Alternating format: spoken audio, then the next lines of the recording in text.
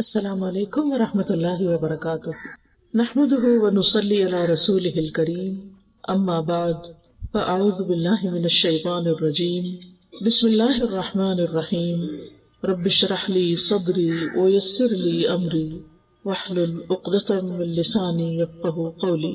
قرآن مجید کی سورۃ الانعام میں اللہ تعالیٰ فرماتے ہیں وَهُوَ الَّذِي يَتَوَفَّاكُم بِاللَّيْلِ وَيَعْلَمُ مَا جَرَحْتُم بِالنَّهَارِ ثم يبعثكم فيه ليقضى أجل مسمى ثم إليه مرجعكم ثم ينبئكم بما كنتم تعملون وهو القاهر فوق عباده ويرسل عليكم حفظا حتى إذا جاء أحدكم الموت توفته رسلنا وهم لا يفرطون ثم ردوا إلى الله مولاهم الحق ألا له الحكم وهو أسرع الحاسبين۔ اور وہی ہے جو رات کو نیند میں تمہاری روح قبض کر لیتا ہے، اور وہ جانتا ہے جو تم دن کے وقت کمائی کرتے ہو، پھر وہ تمہیں اس دن میں اٹھاتا ہے تاکہ وقت مقرر پورا کیا جائے، پھر اسی کی طرف تمہارا لوٹنا ہے، پھر وہ تمہیں بتائے گا جو عمل تم کیا کرتے تھے، اور وہ اپنے بندوں پر غالب ہے، اور وہی تم پر نگہبان فرشتے بھیجتا ہے، یہاں تک کہ جب تم میں سے کسی ایک کو موت آتی ہے تو ہمارے بھیجے ہوئے اسے فوت کرتے ہیں، اور وہ کوئی کوتاہی نہیں کرتے، پھر وہ اللہ کی طرف لوٹائے جاتے ہیں جو ان کا حقیقی مولا ہے۔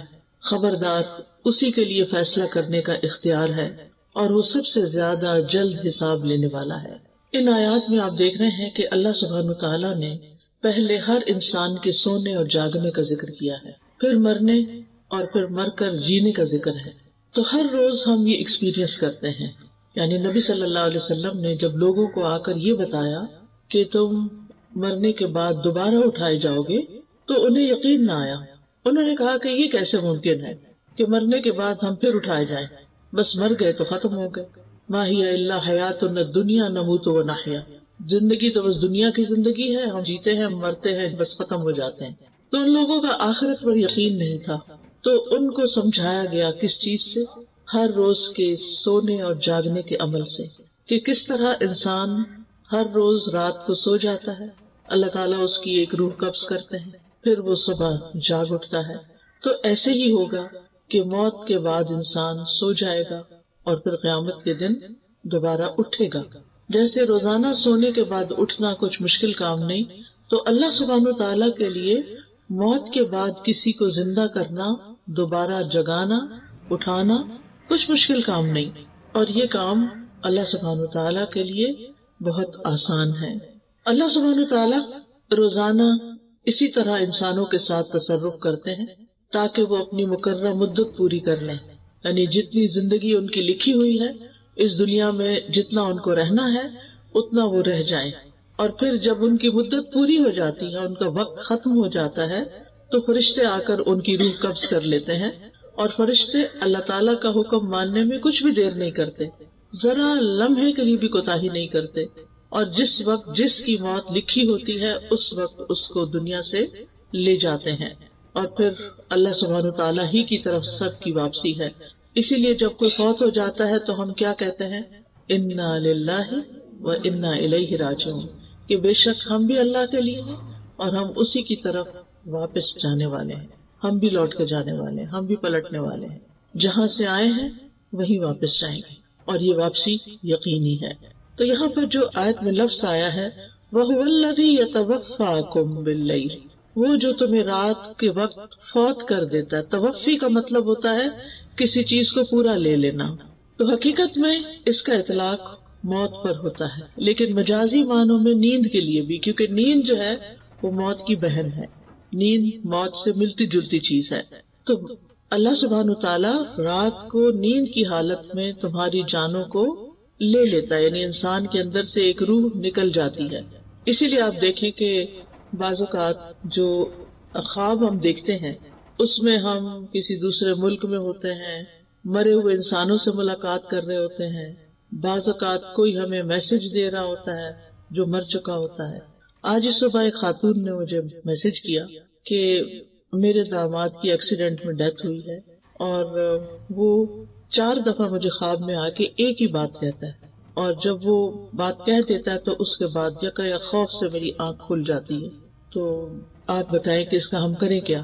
تو میں نے کہا کہ پہلے آپ مجھے یہ بتائیں وہ کیا کہتا ہے.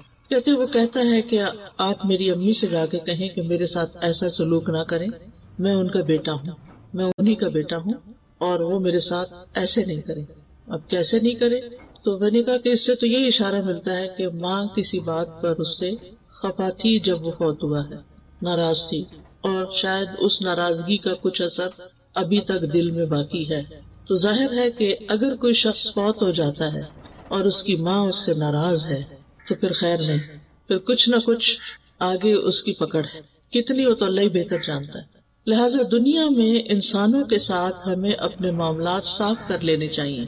ہمیں نہیں پتا کہ ہماری موت کب آ جائے گی، ہم کب دنیا سے چلے جائیں گے، اور اس بات سے تو بہت ڈرنا چاہیے کہ ہماری وجہ سے ہماری ماں روئے، ہمارے کسی سلوک پر، ہمارے کسی رویے پر، ہمارے کسی طریقے پر، ہماری کسی عادت پر، تو ماں کو رلانا نہیں چاہیے. ایک مرتبہ نبی صلی اللہ علیہ وسلم کے پاس ایک شخص آیا اور کہنے لگا کہ میں آپ کے ساتھ ہجرت اور جہاد کرنا چاہتا ہوں. آپ نے پوچھا تم نے اپنے ماں باپ کو کس حال میں چھوڑا؟ تو وہ بولا کہ وہ رو رہے تھے، کیونکہ میں ایک ہی تھا ان کی خدمت کرنے کے لیے، تو وہ رو رہے تھے. آپ نے فرمایا تم واپس جاؤ، ففیہما فجاہد، انہی میں جا کے جہاد کرو، انہیں ان کی خدمت کرو، اور جس طرح تم انہیں رلا کے آئے ہو ایسے ہی جا کر تم انہیں ہنساؤ. تو ہم میں سے ہر ایک کا یہ فرض بنتا ہے کہ وہ اپنے ماں باپ کے ساتھ حسن سلوک کرے اور ماں باپ کو خوش رکھے. اگر کسی بات پر ماں باپ کے ساتھ اختلاف بھی ہو تو بھی اس اختلاف کو جلد ختم کر لینا چاہیے. بعض اوقات ماں باپ ایسی باتیں کہتے ہیں جو ہمیں پسند نہیں ہوتی، یا ایسی بات کہتے ہیں جو ہمارے لیے ماننی بہت مشکل ہوتی ہے، لیکن پھر بھی اس میں آپس میں بات چیت کر کے کوئی نہ کوئی اس کا حل، کوئی نہ کوئی اس کا راستہ ضرور نکالنا چاہیے. اور اس حال میں موت ہرگز نہیں آنی چاہیے کہ ماں باپ ناراض ہوں، وہ دونوں یا کوئی ایک. اور اگر ہم نے نادانی میں ایسا کچھ کر لیا ہے، ہم نے اپنی زندگی میں کوئی ایسے کام کیے کہ جس سے وہ خوش نہیں تھے اور وہ دنیا سے جا چکے ہیں، تو ان کے پیچھے ان کے لیے خوب خوب دعائیں کریں، ان کی بخشش کی دعائیں کریں، ان کی طرف سے صدقہ خیرات کریں، ان کے رشتہ داروں سے حسن سلوک کریں، کیونکہ والدین کے مرنے کے بعد جو ان سے حسن سلوک ہوتا ہے اس کا ایک حصہ یہ ہے کہ زندگی میں وہ جن لوگوں سے محبت کرتے تھے، جن لوگوں کا وہ خیال رکھتے تھے، ان کا خیال رکھا جائے، یعنی ان سے محبت کی جائے، ان کو پوچھا جائے. بعض اوقات تو اپنے بہن بھائیوں کو، رشتہ داروں کو جو مالی لحاظ سے کمزور ہے ان کی کچھ مال سے مدد کرتے تھے، اور اگر اللہ ہمیں توفیق دے تو اپنے والدین کی ان رشتہ داروں کی مالی مدد جاری رکھنی چاہیے. اسی طرح اگر وہ کسی خاص موقع پر کوئی صدقہ خیرات کرتے تھے تو وہ صدقہ خیرات ان کی طرف سے جاری رہنا چاہیے جب تک ہم زندہ ہیں. پھر ہمارے بعد ہماری اولاد تو جو بھی کرے گی، لیکن ہم اپنے والدین کی لیگیسی کو آگے لے کے بڑھنے والے ہوں. حضرت عمر رضی اللہ عنہ کے ایک بیٹے تھے عبداللہ بن عمر، جو نبی صلی اللہ علیہ وسلم کی ہر معاملے میں بہت اتباع کیا کرتے تھے، بہت پیروی کرتے تھے. تو ایک بار وہ حج پہ جا رہے تھے. ان کا طریقہ یہ تھا کہ جب حج پہ جاتے تھے تو اونٹ کے ساتھ ساتھ اپنا گدھا بھی رکھتے تھے. آپ کو معلوم ہے کہ اونٹ کی سواری تھکا دینے والی ہوتی ہے، اور جب وہ اونٹ پر بیٹھے بیٹھے تھک جاتے تھے تو پھر گدھے کو سواری کے لیے استعمال کرتے تھے. اور راستے میں چونکہ مٹی گرد بہت ہوتی تھی تو وہ اپنے سر پہ پگڑی پہنتے تھے. اب وہ جا رہے تھے تو راستے میں ایک بدو ملا، تو اس سے ملاقات کی تو پتہ چلا کہ یہ حضرت عمر کے دوست کا بیٹا ہے. تو انہوں نے اپنا گدھا بھی اور اپنی پگڑی دونوں ان کو دے دی. تو حضرت عبداللہ بن عمر کے ساتھی کہنے لگے کہ آپ نے تو دونوں چیزیں اس کے حوالے کر دی، آپ کا سفر کیسے گزرے گا؟ تو کہنے لگے کہ یہ میرے والد عمر کے دوست کا بیٹا تھا، تو مجھے خیال آیا کہ میں اس کے ساتھ حسن سلوک کروں، کیونکہ اس کا باپ میرے باپ کا دوست تھا. تو ہمارا دین کہاں تک ہمیں خیر خواہی اور خیال رکھنے اور رشتوں کو نبھانے اور تعلقات کو نبھانے کا حکم دیتا ہے. اور یہ صحابہ کرام تھے جن کے دلوں میں دنیا کی محبت نہیں تھی، اپنے لیے کم ہی کچھ بچا کے رکھتے تھے، دینے والے تھے. اور عربوں کے دل تو ویسے بھی بڑے وسیع ہوتے ہیں، اور ایک قدرتی بھی ان کے اندر دینے کا مزاج پایا جاتا ہے. لیکن اسلام نے آ کر اس دینے کے مزاج کو اور خوبصورت بنا دیا اور اللہ کی خاطر کرنے والا بنا دیا، جس کا پھر اجر ہی اجر ہے. تو بات میں یہ کر رہی تھی کہ بعض اوقات نیند کے وقت انسان خواب میں ایسی ایسی جگہوں پر پہنچ جاتا ہے، حالانکہ فزیکلی وہ بستر پر ہوتا ہے، تو وہ دراصل اس کی روح ہوتی ہے، اور وہ روح سے ملاقات کر سکتی ہے، یعنی گھوم پھر کے، اور پچھلے فوت شدہ لوگوں سے یا زندہ لوگوں سے یا کچھ بھی۔ تو یہ اللہ تعالیٰ کا ایک ایسا نظام ہے، اللہ تعالیٰ کی قدرت کا ایک ایسا مظہر ہے جسے ہم سب ایکسپیرینس کرتے ہیں، اور اس سے پتہ چلتا ہے کہ اللہ سبحانہ تعالیٰ وہ کام کرتا ہے جو بندے نہیں کر سکتے۔ یعنی اللہ تعالیٰ اگر روح لے جائے اور واپس نہ کرے تو کوئی بندہ اس روح کو ڈال نہیں سکتا، اور اگر اللہ تعالیٰ کسی کو بچانا چاہے تو کوئی کسی کو مار نہیں سکتا، وہ اس کی حفاظت کے لیے کوئی بھی رستہ نکال دے گا۔ لہٰذا ہماری زندگیوں میں بہت سی ایسی چیزیں ہو جاتی ہیں جن کے بعد ایک سوالیہ نشان رہ جاتا ہے کہ ایسا کیوں ہوا۔ تو بات یہ ہے کہ یہ تقدیر کا ایک حصہ تھا، اللہ کا فیصلہ تھا جو پورا ہو گیا۔ اس کے پیچھے کیا حکمت تھی، کیا بہتری تھی، بعض اوقات ہمیں سمجھ میں نہیں آتا، لیکن اللہ سبحانہ وتعالی ہر چیز کا علم رکھتا ہے۔ قد احاط اللہ بکل شیء علما، اللہ تعالیٰ نے اپنے علم کے ساتھ ہر چیز کا احاطہ کر رکھا ہے، ماضی، حال، مستقبل سب جانتا ہے۔ کس انسان کے فائدے میں کیا چیز ہے اور نقصان میں کیا چیز ہے، کس کی موت جلدی آنی چاہیے اور کس کی موت تاخیر سے ہونی چاہیے، اس کا علم اللہ تعالیٰ کو زیادہ ہے۔ لہٰذا کبھی بھی انسان کو اللہ کے فیصلوں پر ناراض نہیں ہونا چاہیے، بلکہ اللہ تعالیٰ کے فیصلوں کو خوش دلی سے قبول کرنا چاہیے کہ رضیت باللہ ربا، میں اللہ کے رب ہونے پہ راضی ہوں، وہی پیدا کرتا ہے، وہی موت دیتا ہے، وہی رزق دیتا ہے، وہی امتحان لیتا ہے، سب کچھ اسی کے قبضہ قدرت میں ہے۔ پھر اس آیت میں فرمایا وَيَعْلَمُ مَا جَرَحْتُمْ بِالنَّهَارِ، اور وہ جانتا ہے جو تم دن میں مختلف کام کرتے رہتے ہو۔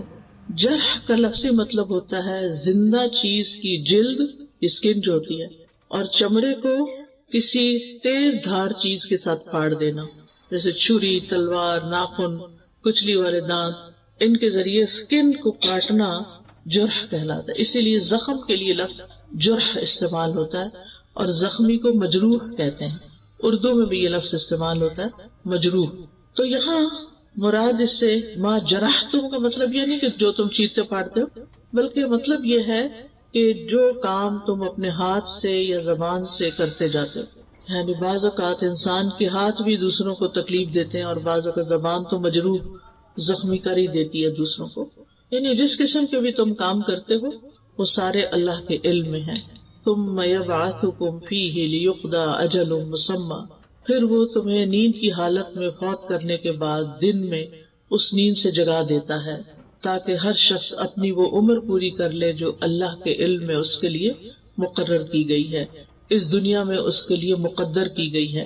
تو اللہ سبحانہ وتعالیٰ نے انسانوں کی تقدیر زمین آسمان کی پیدائش سے بھی 50,000 سال پہلے لکھی۔ یہ اس کا علم تھا کہ وہ کیا پیدا کرنے والا ہے، اس کو پہلے سے پتا تھا، اور وہ پیدا ہونے کے بعد کیا کرے گا، یعنی کون سی چیز کیسی ہوگی، یہ بھی اس کے علم میں تھا۔ ایک پتا بھی گرتا ہے تو وہ اللہ کے علم میں ہوتا ہے۔ تو بعض اوقات میں جب کسی درخت کو دیکھتی ہوں تو حیران ہو جاتی ہوں کہ اس کے پتوں کا ہم احاطہ نہیں کر سکتے صرف ایک درخت کے۔ یعنی کچھ درخت اتنے گھنے ہوتے ہیں جیسے بیری کا درخت ہے، یا اور بھی کئی درخت ہوتے ہیں، ٹالی وغیرہ ہوتی ہے، کہ اگر ہم ان کو گننا چاہیں نا تو ہمارے دل لگ جائیں، یعنی ان کو، اور پھر بھی شاید غلطی کر جائیں، اور یہ سارے جھڑتے ہیں اور پھر زمین میں گل مل جاتے ہیں، پھر نئے پتے آ جاتے ہیں، تو سال ہر سال تک یہی کچھ ہوتا ہے۔ یہ سب کچھ اللہ کو پہلے سے پتا تھا کہ یہ درخت فلاں جگہ لگے گا اور اس پر ہر سال اتنے پتے آئیں گے، اس درخت کی عمر اتنے سال ہے۔ ہمیں نہیں پتا ہوتا کب یہ درخت جل جائے، ختم ہو جائے، لیکن اللہ کو پتا ہے۔ ایسے ہی انسانوں کے بارے میں ہمیں نہیں پتا ہوتا کب کس دن کس کی موت کا وقت لکھا ہے اور وہ آ جائے، لیکن اللہ کو پتا ہوتا ہے۔ تو یہ اللہ تعالیٰ کا علم ہے، اور یہاں سے یہ بات بھی پتہ چلتی ہے کہ موت کا وقت مقرر ہے، وہ آگے پیچھے نہیں کیا جا سکتا۔ ہاں یہ ضرور ہو سکتا ہے کہ کچھ اعمال جو ہیں انسان کی زندگی میں برکت پیدا کرتے ہیں، اور تھوڑے وقت میں انسان بہت کچھ کر کے چلا جاتا ہے اس دنیا سے، لیکن یہ بات یاد رکھنی چاہیے۔ نمبر ایک یہ کہ ہم یہاں ہمیشہ رہ نہیں سکتے اس دنیا میں، ہمیں یہاں سے جانا ہی جانا ہے، یعنی ہم میں سے ہر ایک پر موت آنی ہے۔ اور دوسری بات یہ ہے کہ موت کے بعد اللہ کے پاس جانا ہے، اللہ کو منہ دکھانا ہے۔ ثم الیہ مرجعکم، یعنی تمہارا اس دنیا میں اپنی زندگی کے پورا ہو جانے کے بعد اکیلے اللہ کی طرف لوٹ جانا ہے. ٹھیک ہے لوٹ جانا ہے، پھر کیا ہوگا؟ ثم ينبئکم، پھر وہ تمہیں بتائے گا بما کنتم تعملون، جو کچھ تم کرتے رہے. ہم میں سے ہر ایک کو سوچنا چاہیے وہ کیا کر رہا ہے اپنی زندگی کے ساتھ. کیا وہ جو کچھ کر رہا ہے وہ اللہ تعالیٰ کی پسند کے مطابق ہے یا اللہ تعالیٰ کی ناراضگی کے مطابق؟ ہم بعض اوقات بڑے اچھے اچھے کام کر رہے ہوتے ہیں لیکن اس سے ہمارے دل میں کبھی بھی یہ خیال نہیں آیا کہ یہ ہم اللہ کو خوش کرنے کے لیے کر رہے ہیں. ہم کر رہے ہیں کیونکہ ہمیں اچھے لگتے ہیں وہ کام، ہمارے دل کو اچھے لگتے ہیں، ہمارے نفس کے مطابق ہوتے ہیں، ہمارا پیشن ہوتے ہیں، وہ اس لیے ہم کر رہے ہوتے ہیں. لیکن ہم میں سے ہر ایک کو سوچنا چاہیے کہ جو کچھ بھی وہ کر رہا ہے وہ کس کے لیے کر رہا ہے اور اس کا بدلہ وہ کس سے چاہتا ہے. ثم ينبئکم بما کنتم تعملون. اب یہ جو بتایا جائے گا نا تو اس سے پتہ چلتا ہے کہ ہم میں سے ہر ایک اپنا نامہ اعمال دیکھے گا، اور جب دیکھے گا تو پکار اٹھے گا ما لهذا الكتاب لا يغادر صغيرة ولا كبيرة الا احصاها. اس کتاب کو کیا ہو گیا ہے کہ اس نے نہ کوئی چھوٹی بات چھوڑی ہے نہ کوئی بڑی، مگر اس کو گن گن کے لکھ لیا ہے، شمار کر لیا ہے. مثلاً اگر ایک انسان کو جھوٹ بولنے کی عادت ہے اور وہ زندگی میں 1000 جھوٹ بولتا ہے تو صرف جھوٹ نہیں لکھے ہوں گے بلکہ جھوٹوں کی تعداد بھی لکھی ہوئی ہوگی، کتنے 1000 جھوٹ بولے اس شخص نے. اور اسی طرح باقی اعمال بھی، اتنی رکعتیں اس نے پڑھی، اتنے قرآن کے حرف پڑھے، کیونکہ ہر حرف پہ 10 نیکیاں ملنے والی ہیں تو وہ حروف بھی گنے ہوئے ہوں گے. ایک ایک ذرہ جو ہے اس کا بدلہ ہے. قرآن مجید میں آتا ہے ان اللہ لا یظلم مثقال ذرۃ وان تک حسنۃ یضاعفها ویؤت من لدنہ اجرا عظیما. اللہ کسی جان پر ایک ذرے جتنا بھی ظلم نہیں کرتا، ایک ڈاٹ جتنا بھی، ڈاٹ بھی بڑا ہوتا ہے، ذرہ اس سے بھی چھوٹا ہوتا ہے، اور اگر وہ ذرہ نیکی کا ہو تو اس کو وہ کئی گنا زیادہ بڑھا دیتا، ملٹی پلائی کر دیتا ہے اور اپنے پاس سے اجر عظیم عطا کرتا ہے. یہ ہے ہمارا رب اللہ الرحمن کہ جو ہماری نیکیوں کی اس قدر قدردانی کرتا ہے کہ بڑے اعمال تو اپنی جگہ لیکن چھوٹا سا عمل بھی وہ قبول کرتا ہے، وہ چھوٹے سے عمل سے بھی راضی ہو جاتا ہے. اور اگر خلوص کا ذرے جتنا عمل بھی ہو تو اس کو بھی اللہ سبحانہ تعالیٰ بہترین اجر سے نوازے گا. وَيُؤْتِ مِن لَّدُنْهُ أَجْرًا عَظِيمًا. یعنی اللہ کے پاس تو بہت کچھ ہے، اس کے خزانے تو بہت وسیع ہیں، لہٰذا وہ اپنے پاس سے انسان کو اجر عظیم عطا کرے گا. یہ اللہ کا فضل ہے، یہ اللہ کی رحمت ہے. حلال کمائی میں سے ایک لقمہ جو انسان اللہ کے راستے میں خرچ کرتا ہے، اللہ سبحانہ تعالیٰ اس کو اپنے دائیں ہاتھ سے قبول کرتا ہے، دائیں ہاتھ میں لیتا ہے، پھر اس کو بڑھاتا ہے، بڑھاتا ہے، بڑھاتا ہے، حتیٰ کہ ایک لقمہ احد پہاڑ جتنا بڑا ہو جاتا ہے. آپ میں سے کسی نے احد پہاڑ دیکھا ہوگا، تقریباً 12 میل تک اس کی رینج ہے اور بہت ہیوی قسم کا پہاڑ ہے، بھاری قسم کا. صرف ایک مورسل، ایک لقمہ جو آپ کسی کو کھلا دیتے ہیں. بس شرط یہ ہے کہ اللہ کی خاطر کھلائے اور شرط یہ ہے کہ حلال کمائی میں سے ہو، کیونکہ ان اللہ طیب لا يقبل الا الطیب. اللہ تعالیٰ پاک ہے اور وہ پاک چیز کے علاوہ قبول ہی نہیں کرتا. یعنی حرام مال کو وہ قبول نہیں کرتا، مشکوک مال کو وہ قبول نہیں کرتا، پاکیزہ مال ہی کو قبول کرتا ہے جو انسان محنت سے کماتا ہے اور پھر محنت سے اپنے دل لگا کے اس کو خرچ کرتا ہے، اپنے دل کی خوشی سے اس کو آگے دیتا ہے. اور پھر صحیفوں میں تو ایک ایک چیز لکھی ہوئی ہے جسے کوئی مٹا نہیں سکتا، اور ہر چھوٹی بڑی بات کلو کبیر و صغیر مستطر، اور چھوٹی سے چھوٹی چیز اور بڑی سے بڑی چیز سطروں میں لکھی ہوئی. مستطر، سطر کہتے ہیں نا لائن کو، یعنی تحریر شدہ ہے، ریکارڈڈ ہے، لکھی ہوئی ہے. اللہ تعالیٰ فرماتے ہیں سورۃ المجادلہ میں احصاہ اللہ ونسوہ، اللہ نے انہیں گن گن کر رکھا ہے جبکہ وہ اسے بھول چکے. انسان اپنے اعمال کر کے بھول جاتا ہے، زبان سے باتیں نکال کے بھول جاتا ہے، اپنے رویوں کو فراموش کر دیتا ہے، لیکن اللہ سبحانہ وتعالیٰ اس کو نہیں بھولتا. وَهُوَ الْقَاهِرُ فَوْقَ عِبَادِهِ، اور وہ اپنے بندوں کے اوپر غالب ہے، قاہر ہے. امام راضی کہتے ہیں اس قہر کے کئی معنی ہیں. ایک معنی ہے کہ اللہ تعالیٰ اس طرح غالب ہے کہ ایک چیز کو عدم سے وجود میں لے آتا ہے، یعنی he makes something out of nothing. تو عدم سے وجود میں لانے والا صرف وہ ہے.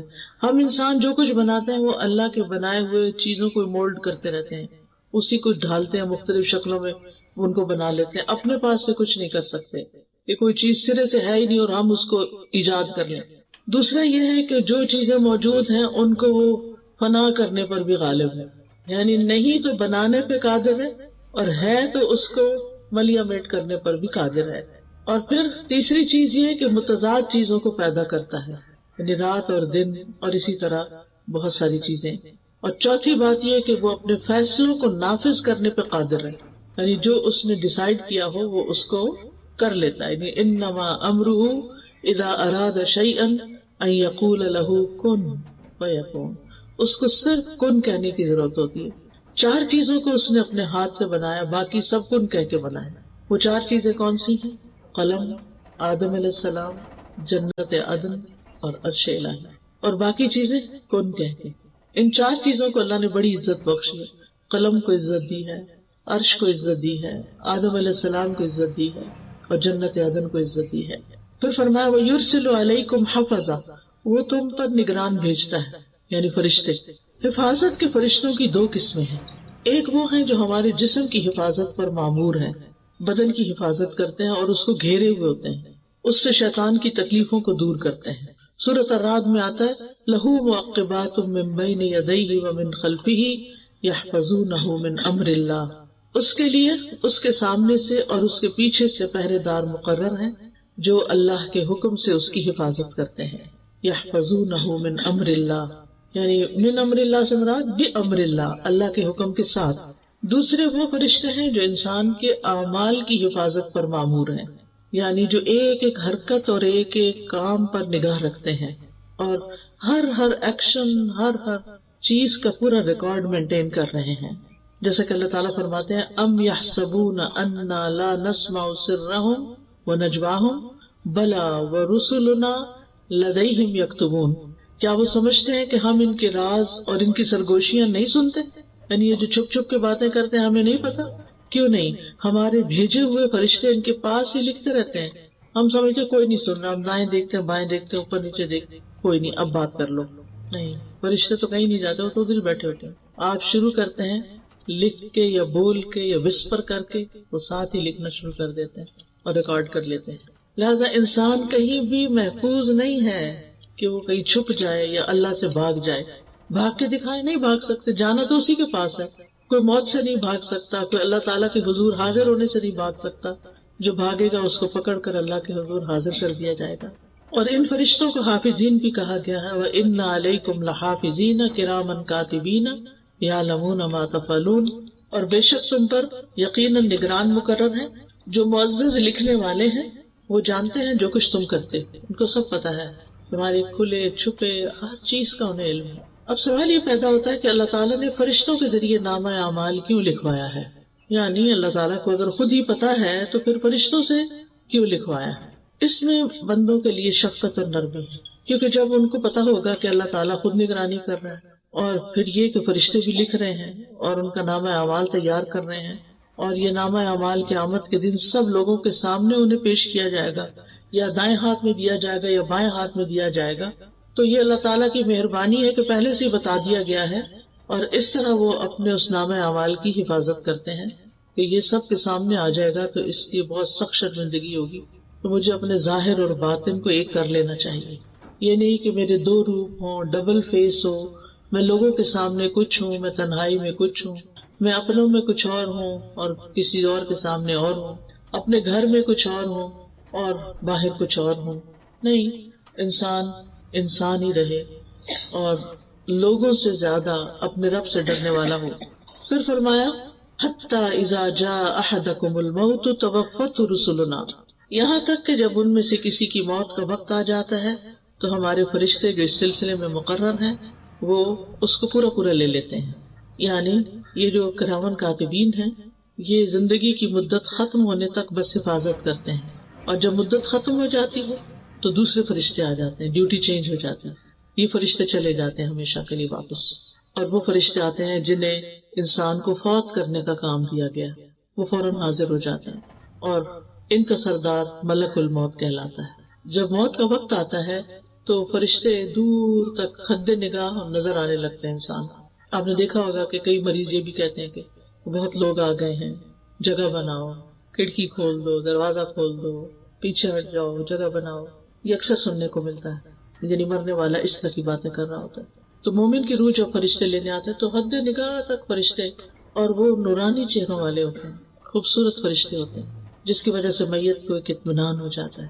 پھر ملک الموت آتے ہیں، اور وہ فرشتوں کے سردار ہیں جو موت کا کام کرتے ہیں، اور وہ اس کے سرہانے کے پاس بیٹھ جاتے ہیں اور کہتے ہیں یا ایتھا النفس المطمئنہ ارجعی الی ربک راضیۃ مرضیہ فادخلی فی عبادی وادخلی جنتی ایھا الروح الطیب اخرجی من جسد طیب، اے پاک روح، پاکیزہ جسم سے باہر آ جاؤ۔ اور وہ روح ان کے کہنے پر ایسے باہر آ جاتی ہے جیسے پانی کا قطرہ کسی بوتل میں سے باہر نکل جائے، آسانی کے ساتھ، کیونکہ اس کو رب کی ملاقات کی بشارت مل چکی ہوتی ہے کہ رب راضی ہے تم سے، تو وہ خوش ہو جاتی ہے کہ اب آگے مشکل نہیں ہے، اب جانا چاہیے۔ پھر اس کو دنیا سے زیادہ آخرت کی محبت لگ جاتی ہے۔ تو ایسے بندے سے اللہ تعالیٰ بھی ملنا چاہتا ہے جو اللہ کی ملاقات کی خواہش رکھتا ہو۔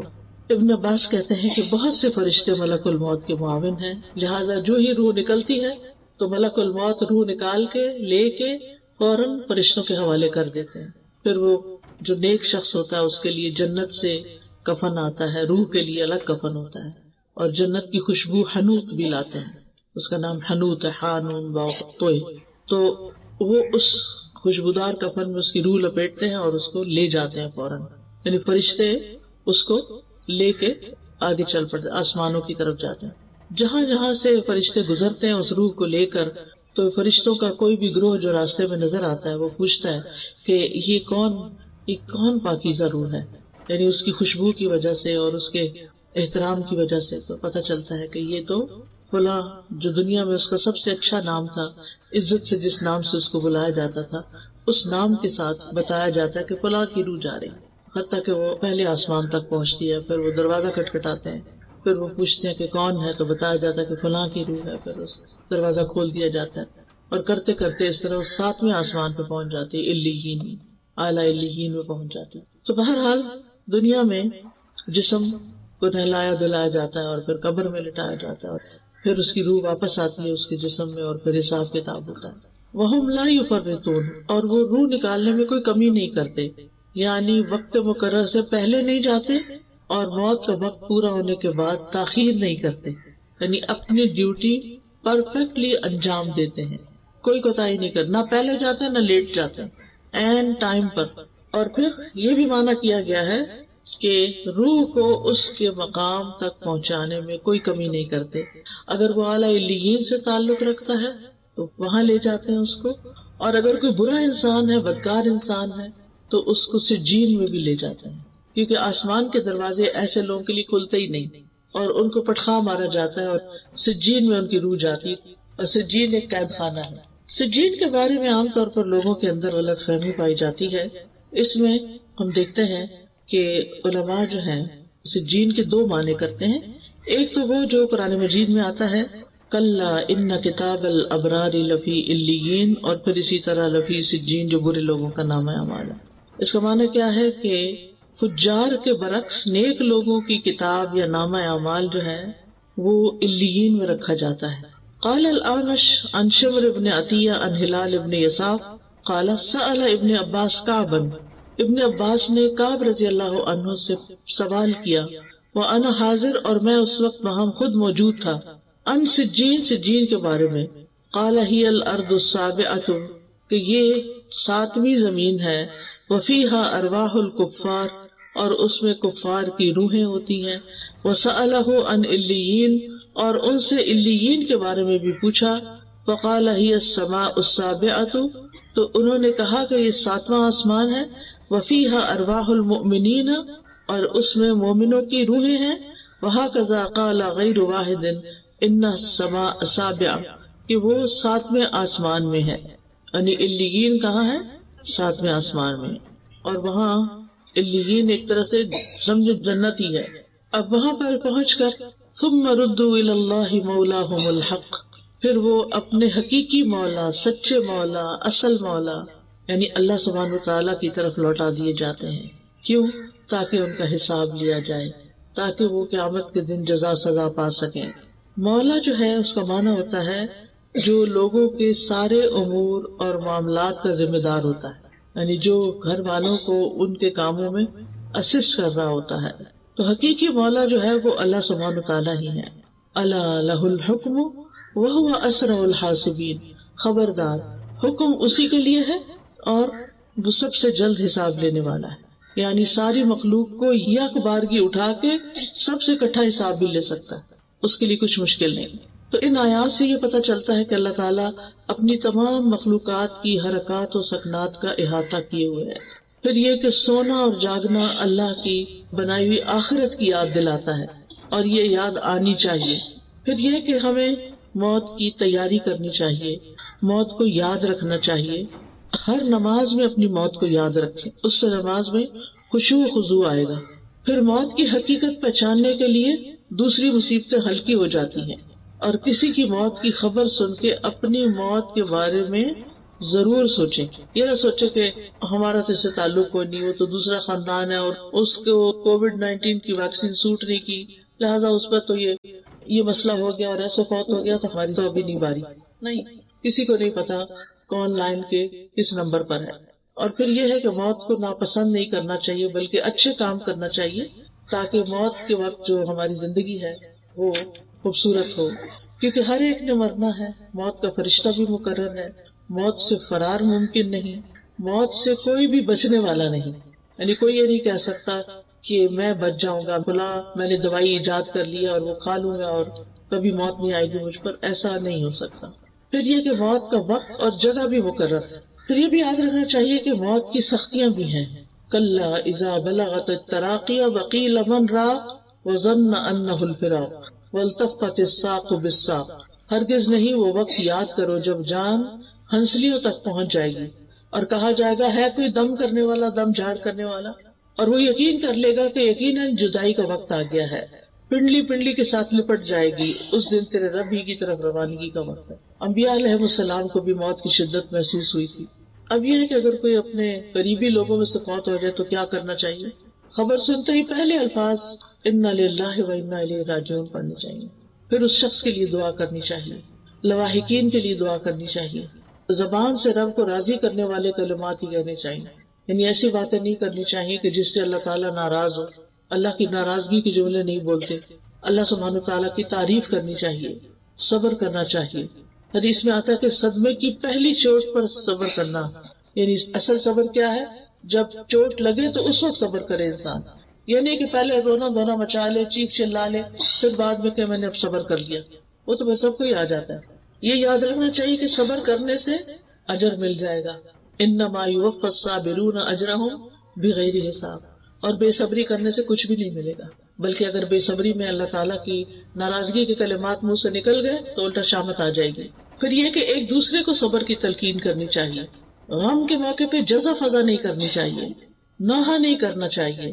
پھر میت کے پاس خیر والے کلمات بولیں، اس کی خوبیوں کا ذکر کریں، اس کی اچھی صفات کا ذکر کریں، کیونکہ وہ اس کے حق میں لکھے جاتے ہیں. اور اگر اس کے بارے میں بری باتیں کی جائے تو وہ بھی لکھی جاتی ہیں جن پر اس کو سزا ہو سکتی ہے. پھر جلد کفنانے دفنانے کا انتظام کرنا چاہیے. میت کے اوپر اگر قرض ہو پہلے اس کا قرض ادا کر دیا جائے.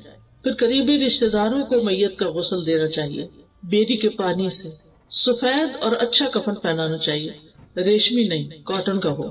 پھر جو میت کو کفن پہنائے اللہ سبحانہ تعالیٰ اسے قیامت کے دن سندس کا لباس پہنائے گا. جو خرچہ کرے گا وہ پہنائے گا اپنی طرف سے. پھر یہ کہ عورتوں کو جنازے کے ساتھ نہیں جانا چاہیے. پھر دفنانے کے بعد رک کے میت کی بخشش کی دعا کرنی چاہیے. اور رشتہ داروں کو تو بعد میں ہر روز خود اپنی نمازوں کے بعد دعا کر لینی چاہیے، کیونکہ میت کو سب سے زیادہ بخشش کی دعا چاہیے ہوتی ہے. حدیث میں آتا ہے نبی صلی اللہ علیہ وسلم جب میت کو دفن کر کے فارغ ہو جاتے تو اس کی قبر پر رکتے اور فرماتے اپنے بھائی کے لیے استغفار کرو. پھر اولاد کی دعا جو ہے وہ والد کے حق میں قبول ہوتی ہے. اولاد کی دعا میت کی یعنی اپنے والدین کی درجات کی بلندی کا باعث بھی ہوتی ہے. 3 اعمال کے علاوہ باقی اعمال کے سلسلے ختم ہو جاتے ہیں. صدقہ جاریہ، یا وہ علم جس سے نفع اٹھایا جا رہا ہے، یا وہ نیک اولاد جو اس کے لیے پیچھے سے دعائیں کرے، بس. پھر خیر کا کوئی کام بھی اس کی طرف سے کیا جائے گا تو اس کو ثواب ملے گا انشاءاللہ. پھر میت کی طرف سے صدقہ بھی کرنا چاہیے. اس میں حضرت عائشہ سے روایت ہے کہ ایک آدمی نے پوچھا کہ میری ماں صدقہ کرنا بہت پسند کرتی تھی، اگر میں اس کی طرف سے کروں تو کیا مجھے فائدہ ہوگا؟ تو آپ نے فرمایا ہاں۔ ابن عباس کہتے ہیں کہ سعد بن عبادہ کی والدہ ان کی غیر موجودگی میں فوت ہوگی۔ انہوں نے عرض کیا اللہ کے رسول صلی اللہ علیہ وسلم میری والدہ فوت ہو گئی اور میں موجود نہیں تھا، کیا ان کی طرف سے میرا صدقہ کرنا ان کو فائدہ دے گا؟ آپ نے فرمایا ہاں۔ تو سعد نے کہا میں آپ کو گواہ بناتا ہوں کہ میرا پھلدار باغ ان کی طرف سے صدقہ ہے۔ پھر میت کے چھٹے ہوئے روزے رکھنے چاہیے جو ان کے وارثین وغیرہ ہوں۔ پھر میت کی طرف سے ہو ممکن تو حج بھی کیا جائے۔ اور پھر یہ کہ دعا میں اللہ تعالیٰ نے بہت فائدہ رکھا ہے، دعائیں خوب کرنی چاہیے آخرت کی کامیابی کے لیے، امتحان میں ثابت قدمی کے لیے، کیونکہ انسان جیسے دنیا میں بھی نروس ہو جاتا ہے نا امتحان میں، تو آخرت کا امتحان تو اس سے بھی سخت ہے۔ تو اللہ تعالیٰ ان لوگوں کو ثابت قدمی عطا فرمائے گا جو نیک باتوں کے ساتھ اس دنیا میں ثابت قدم رہتے ہیں۔ یثبت اللہ الذین آمنوا بالقول الثابت فی الحیات الدنیا وفی الآخرہ۔ تو اللہ تعالیٰ سے دعا ہے کہ وہ ہمیں ہدایت کے راستے پر ثابت قدمی عطا فرمائے تاکہ جب ہم اس سے ملیں تو وہ ہم سے راضی ہو جائیں۔ وآخر دعوانا ان الحمد للہ رب العالمین۔